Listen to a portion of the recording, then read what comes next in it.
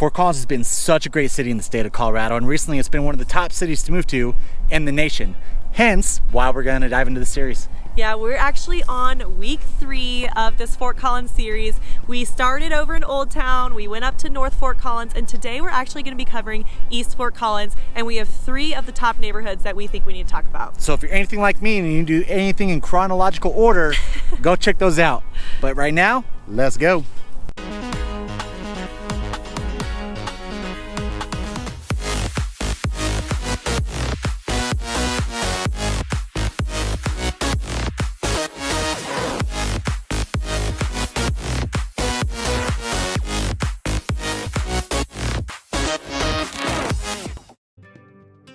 Welcome back to the channel. You're watching Living in Denver with your Colorado real estate family, Pete and Chelsea Sweeney. Yeah, and if you guys haven't done so already, go check out those first couple of videos because we're in the middle of a series right now and we're on week 3. Also, give us a thumbs up if you're excited about being up here in Fort Collins. Hit that subscribe button and the notification bell so you guys get notified every single time that we have a new video coming out. Yeah, guys. Also, if you could do us a favor, reach out on that phone number we're going to put in right below. Give us a call, give us a text. We are answering your calls. You're not going to get someone else. You will get us directly, either me or Chelsea. Probably Chelsea because she likes to talk more on the phone than I do. But all right, let's go ahead and check out this area from the sky view, and we'll be right back.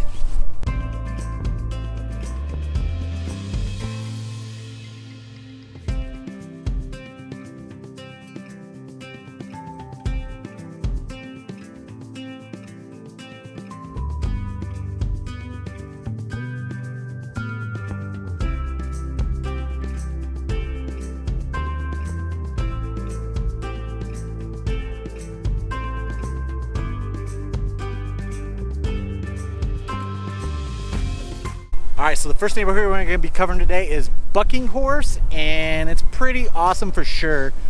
Just driving through here and knowing it a little bit, it's definitely newer. We're looking at, like 2010s and up. There even are still building some new builds here as well too, but let's go ahead and get out of this wind. We're going to let you check out some drive-by, and we'll see you in the car.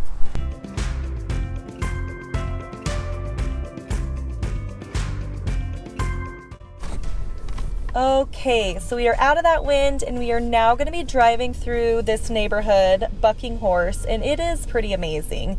Let me give you a kind of an idea of where this is located. Again, we are covering East Fort Collins, and we are right now, I would say it's a triangle, this whole neighborhood. So the bottom point is East Drake, and then it goes up, it's up Timberland to, I don't know, I guess the top of the neighborhood was Blackbird Lane, which isn't a big street, but that's the top. And then it goes over to South County Road 9. So it's a big triangle. And what would you say you kind of observe about this neighborhood? I mean, it's definitely a new age style suburbia for sure, where it has all the amenities. Yeah. And I was actually pretty impressed after hearing everything that it had, how low the HOA was, but it's still being developed. It looks like the majority of it was done in the early 2010s. I mean, right now on the other side of the street, I'm looking at brand new builds. Pretty amazing looking. They got some ADUs in the back, which is super cool. Super cool. ADU, for those of you who don't know what that is, it's an additional dwelling unit. So mother-in-law suite, for the most part, detached from the house. And a lot of these have enough of lot to, you see a lot of added on patios and just really cool outdoor spaces. Okay, this neighborhood. So this neighborhood focuses on healthy lifestyle. And so they have a swimming pool. It's like Olympic size swimming, or whatever they said. Yep. Size swimming pool. It has gardens, like food gardens. What were some of the other things it talked about? The trails, the hiking trails that it got going through here. Coffee shop. I mean, it's what's the daycare thing or whatever that is? Yeah, it has an early education, so like a preschool that's within the neighborhood. Yeah. I mean, they're really trying to bring together community. So on top of that, when you're looking into this community, they have their own website, and on the website it talks about how their goal is to have like healthy lifestyle and connection between neighbors. And so that really kind of encompasses what they're trying to do with having everything within this whole community. And the homes, like, they look kind of custom, don't they? Like, nothing looks the same. You don't see too many that look the same. And one thing I'm kind of noticing too is there is a mix between alley access homes, where you have an alley that goes behind the house, and your garage access is in the back side of the house. And it's mixed with some of these houses that, you know, have the front access with the garage door in the front. So yeah, and within this whole community, it actually also has BUCKINGHORSE apartments. And so, but it's blended in with homes, which is really unique. So it's pretty luxury apartment style living. Is this like a coffee house coming in up here? I think this is where all this stuff is. So they have yoga. Okay, go back to the website real quick. Because it's so, their whole goal is about engaging the community. They have movies, you know, I think it's outside of there's like a, outside area where they do like movies. They did huge events for Halloween. What's the bike ride thing? For the 4th of July, they do the bike parade, and then they have a pool party afterwards, because the pool part, a lot of the things are kind of around the pool. And just who doesn't have a pool party after a bike parade? I mean, our neighborhood has the bike party, and now I'm really jealous that we don't have a pool party afterwards. Yeah, I agree. But it definitely, I mean, around the neighborhood, you're going to start seeing some more natural areas, some, what's it called? Like farmland style? Or Yeah. And in our intro, if you check that out, we were actually standing behind this old barn, so you still get that kind of country feel with still like city life and accessibility like a block away. So that's kind of nice. It does have that kind of smaller feel, even though it has everything there. Yep. Don't you think? Yeah, no, it's amazing. I'm actually impressed too with as much as they have going on at the community. It's really not that large. No. Like, it's not huge. You no, know? And it's not. So you'll probably get that real sense of community with all those different things that you're doing, those activities, all the stuff that and it's just like, it's amazing that you still have access to so much stuff, but not having to be a super community, you know? Yeah. So, okay, so schools. If you're interested in the schools in this area, it is Riffenburg Elementary, Lesher Middle School, and Fort Collins High School. So those are the main schools. And then again, like Peter had talked about earlier, in the neighborhood, they have an early education, so a preschool that's within the actual neighborhood itself. So definitely an awesome neighborhood. The homes are pretty beautiful and kind of unique, really. Yeah, I think so. It's not cookie, it doesn't feel cookie cutter at all. So that's kind of, what was the builder name? I don't remember the builder, but like I said, I mean, majority of the houses were built in the early 2010s, even like mid 2010s. But there's definitely a difference between the houses in regards to the ones that were built sooner. Yeah. Much larger lots. And then you got the newer ones, which are smaller lots, but those are the ones that you're seeing, those ADUs on the backside. Majority of those have those alley access parking. Real quick into the real estate side of things. So the median sales price, not home value, sales price of the neighborhood over the last 12 months has been, for last month. So what was that? September. Okay. October 2021 was $582. I'm telling you right now that the new builds that are going in there, you're looking more in the sixes. So if you're looking to get a new build in there, you're looking in the sixes, and even if there are some resales in there, they're probably going to be on the high side of the 500s. So. Yeah. And honestly, it's not that badly priced for the houses that you're getting, and mainly because of the community stuff, I think. Yep. Do you remember what the HOA was? Yeah, the HOA was right around $960 a year, which is freaking awesome for as much as they offered. Yeah. I'm going to tell you right now, our HOA is more expensive than that.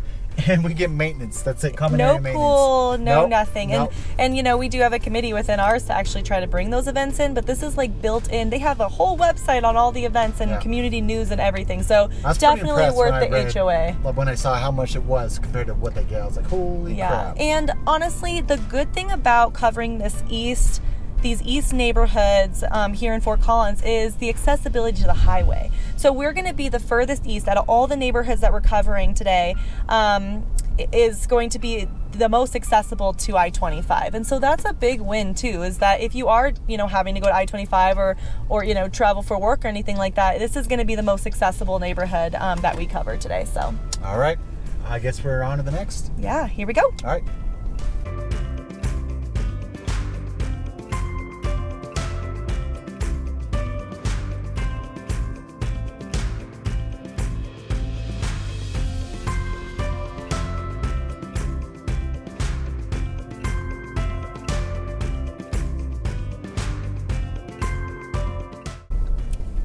Okay, so we did not venture far because the next neighborhood that we're going to cover is actually directly south of BUCKINGHORSE, and we are over in Ridgeton Farm, and this is interesting because the houses themselves are still, newer houses and all of that, which Peter will kind of go over as far as when they were built and all of that. But we're starting to see a lot more mixed use, wouldn't you say, over here? Yeah, you have more of a mix of your attached and detached over here. Yeah, so we've got condos and townhouses, and then also single family are the main housing types that we're seeing. But they're all kind of in the same area. It's not very separated, and it feels still very nice, don't you think? Yeah, it definitely feels nice over here. It's just I feel like it's an older version of BUCKINGHORSE that we just saw. When did how old are these houses? So these houses were pretty much early 2000s into the early 2010s. So literally, I'd say that once this stopped building, they probably started building BUCKINGHORSE. So this one was like preceded BUCKINGHORSE probably right away, or right before it. So yeah, and then because we're so close to BUCKINGHORSE neighborhood, the schools are still going to be the same, with the exception of a high school.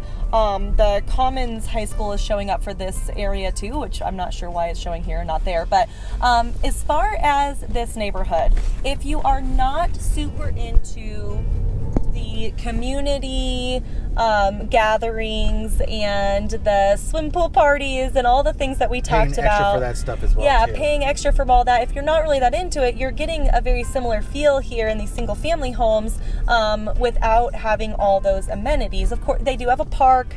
It looked like some kind of clubhouse slash gathering area. But really, that's about it.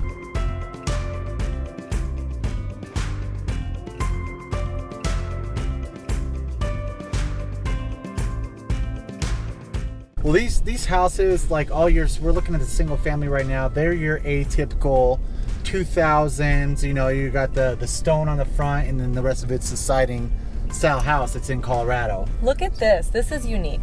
So we're on one of the main roads that goes through the neighborhood. And one thing that I actually really like is that it has these little horseshoe type drives. It's a separate drive, yeah. That is attaching about four It's like about a half a dozen houses, yeah. So that you're not having to pull out of your driveway onto a busy street, which I think is super thoughtful. Well, it's great for kids. That's super good for kids. Like if you have kids, you don't have to worry about your kids, accidentally running out in the middle of the street because they just have to drive right in front of them. Yeah, I really liked that. That is pretty unique. I have not seen that in that other neighborhood. So that is one thing that I would say is unique about this neighborhood, is not all of them have it, but some of the ones on the busy road, which again is not a busy road, but probably one of the larger roads through the neighborhood, has those horseshoe-like entrances. It also looks like we've got some alleyway in some of those too. Some alley parking, yep. With garages in the back, yep. Yeah. Now, these two neighborhoods do share a lot of the walking paths. So you'll see a lot of walking paths. There is also some open areas, with this grass, the native grass kind of situation. This neighborhood actually feels a lot more spread out, right? Like, so these lots are probably larger. Even some of these attached, it doesn't look like it's very congested in here, which is kind of nice, not having to be, nut to butt with your neighbor over there. So well, and the other thing too is see how it has it's wide streets with kind of these and we'll get you some pictures. Well, yeah, and I guarantee you these ones that we're driving through right now are the newer ones that were built in the early 2010s. Do you see this? How the road seems wider because they accounted for parking on the side. Yeah, and that's nice. That's super nice. Yeah. It doesn't congest the road. So yeah, definitely really nice, clean roads. Accounting for on the sides of the houses, accounting for some side parking, which is not taking into the road space, which is really nice. All right, cool. Price point. This price point, it's going to be hard because, like I said, you have a huge mix of attached and detached. So with those condos and townhouses, of course, it's going to bring that median sales price down, which is $355. Hard to go off of. Yes. Like I said, townhouses, it looks like they're going for right around the 400s in here. Condos, that's what's going to bring it down into your low 300s probably. Your single family, very similar to BUCKINGHORSE, where it's up in those high 5s, low 6s, which is, that's just what it makes sense, right? Same area and everything. Even if the house is a little bit older, they are still beautiful homes. They are. They still would hold their value. But yeah, and also I just did a quick search before going in here. No single family for sale whatsoever. So they might be something that happens like super popular. As soon as they hit the market, fly off right away. Here is something that's interesting. And kind of walking or driving through here, I'm trying to figure this out. The price point in this neighborhood has decreased by 11% over the last year, which is unheard of in Colorado right now. Yes. The only reason that I think that it could be is they have some newer style attached housing. So when they reran those numbers, you had more of that attached housing as opposed to the single family housing, which brought that price point down. That's the only thing I could think of why it would do that. Otherwise, it doesn't make any sense to me. Yeah, see how so I know I had brought this up before, but I want to touch it on again. We have single family houses to our right, and then we have, townhouses to our left. Yep. But because they did it so tastefully, it doesn't feel like it's different than the housing because they all match. It looks really nice. They've really combined, multi-use, with the single family very well, and it just feels very neighborhood-like, and that's different than what you have in Denver. It's very sectioned out in some areas, and this is kind of the newer thing that's happening. This is the thing that we're seeing more, is having these communities with a lot of different options for what people are looking for within all the same space, and then making sure that looks and feels good, and they did a really good job here. Yeah, I agree. So all right, on to the next one. Okay, here we go.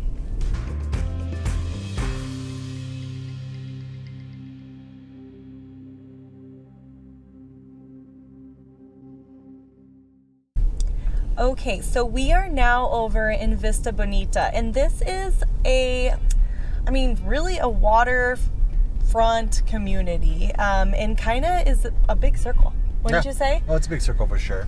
And unlike the other two neighborhoods that we took you in, this is actually an older neighborhood, but we have experience up here, and is a really cool neighborhood, and we want to talk about why. So a couple things about this neighborhood is, well, first of all, where it's located. Where are we? So this is on the only neighborhood that we're going to be doing that's on the east side of I-25, and it's actually unincorporated Larimer County, so your taxes are most likely going to be a lot cheaper here. But yeah, this is definitely the furthest east that we're going to go in regards to all of our neighborhood searches. Yeah, and then as far as the community itself, so we are driving in a big circle just to kind of give you an idea, and there are a couple off streets which we'll talk about in a minute, but it really goes in a big circle, and everything on the inner around the lake is essentially, and everything on the inner circle of the neighborhood is obviously waterfront. So the back of them all go to water. They even have some of their own docks, and then there's multiple kind of docks around the area, but a lot of them have their own personal docks, which is so cool. Similar to Terry Lake. So in our last video, we covered Terry Lake and a few of the communities over there.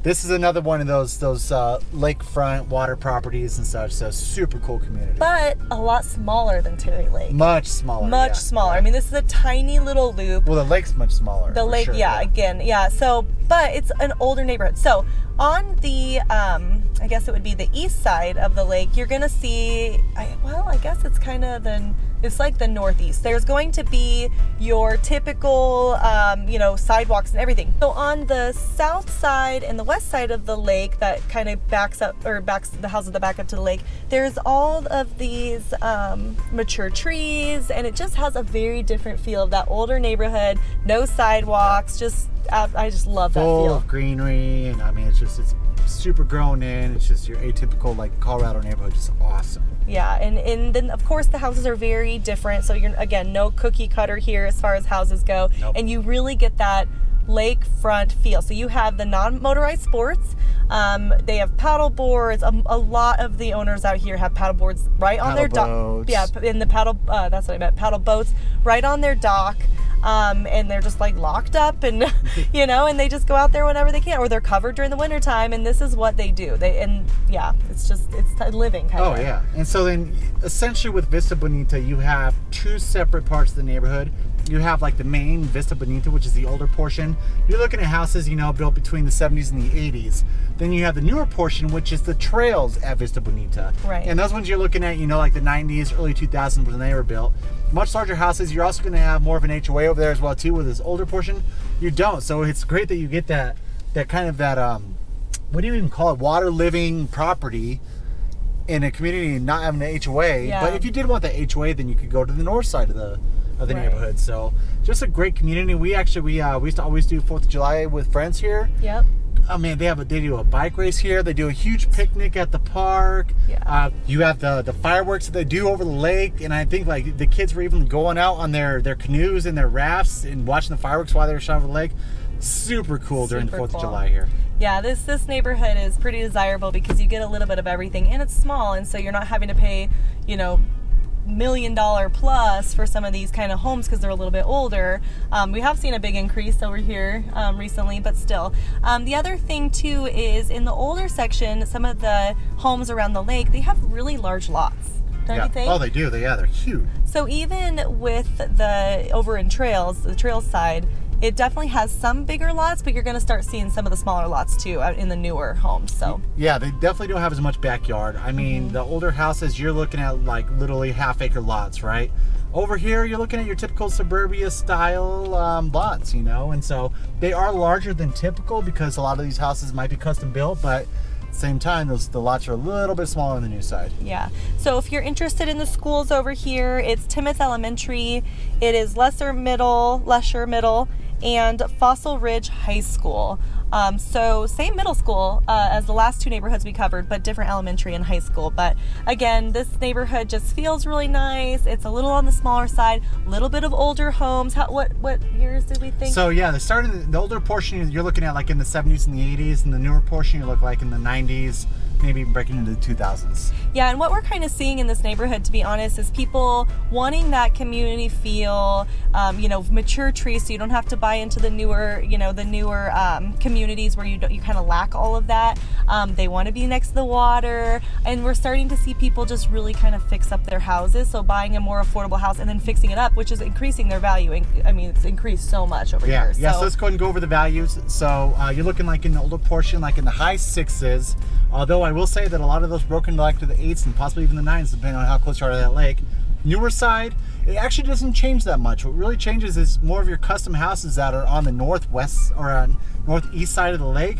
Then those are going to possibly be breaking up into the millions. But right now, currently, there's a house for sale right on the lake, on the other side, on the east side of the lake for $795. So, which is crazy. Yeah, that's still super good. Yeah, when we were covering North Fort Collins, if you haven't seen our North Fort Collins video, go check it out because we cover another waterfront community that Peter was talking about earlier. You know, those are $1 million up homes because they're right on the lake. So being able to get a house here for $700,000, $800,000 and still have that lake kind of living and feel is pretty awesome. So cool, guys. Well, I think that kind of takes up our Fort Collins East video. So yes. Keep on watching. We have, what, 2 more to go? We have 2 more to go. Yes, more so areas, we still need to cover West Fort Collins, which is going to be absolutely breathtaking. Yep. And then we're going to cover South Fort Collins. I'm not sure which order those are going to be in. But so if you haven't done so already, subscribe to our channels and hit that notification bell, because if you are interested in following us around all of Fort Collins, we're going to be putting out a new video every single Saturday. We also cover Denver and all the surrounding areas. So if there's an area that you are looking into, maybe Fort Collins isn't for you, let us know. We are doing all of this for you, and we are more than happy to go into different areas, cities, towns, all of it. All right, sounds good, guys. Till next time, we love you. Bye. Bye. All right, so we're standing in the middle of Fort Collins right now. Going to really dive into some neighborhoods. If you're looking into moving to, or even move to this Rasset, native grass. Can you see my arm? Yeah. Is it awkward? Do you want your arm to be like that? No, I meant the one holding the camera. Oh, no. You can see that. Well, go ahead and hit the subscribe button. Also, give us a thumbs up and hit the notification bell, because you're wanting. What? Living in Denver with your Colorado real estate family, Pete. Babe, welcome back to the channel. Or anything like that, so I shouldn't have said that. Nope. Videos, because we are in the middle of a series right now, and we are clearly in the middle of a tornado. Whoa! Whoa!